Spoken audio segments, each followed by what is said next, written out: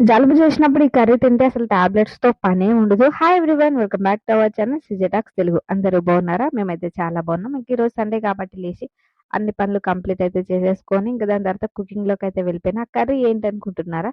పీతల curry. So, ఈ పీతలు తెలియని వాళ్ళు చాలా మందే ఉన్నారు తెలంగాణలో. ఏపీలో 99% అందరికీ తెలుసు. తెలంగాణలో కొంతమందికి తెలుసు, కొంతమందికి తెలీదు. చాలామందయితే ఇవి తింటారా అని చెప్పి షాక్ కూడా అయితారు. ఎందుకంటే మేము ఇక్కడి నుంచి ఎప్పుడైనా తీసుకెళ్ళినప్పుడు చాలా మంది షాక్ అయ్యేవారు. ఏంది ఇవి తింటారా అని చెప్పి ఇట్లనే ఏదో అనేవాళ్ళు అక్కడ మండల కప్పలో సంథింగ్ ఏదో పిలుస్తారు వీటిని. ఈ పీతల్ని. ఇంక అట్లా షాక్ అయ్యేవారు. సో, మా సైడ్ ఏపీలో అయితే అందరికీ తెలుసు తింటారు కూడాను. మనకి జలుబు చేసినప్పుడు ఇది పులుసు చేసుకొని కారంగా తింటే అసలు టాబ్లెట్స్‌తో పనే ఉండదు. అంత మంచిగా తగ్గుతుంది. టేస్ట్ కూడా చాలా బావుంటుంది. అలాగే ప్రిపేర్ చేసుకోవడం కూడా చాలా ఈజీ. సో, సేమ్ చేపల కర్రీలానే బట్ అందులో వాడే మసాలా వేరు. ఇందులో వాడే మసాలా వేరు. మీలో ఎంతమందికి పీతల కర్రీ ఇష్టమో కామెంట్ చేసేసేయండి. అలాగే వీడియోని లైక్ చేసి ఛానెల్‌నైతే సబ్స్క్రైబ్ చేసుకోవడం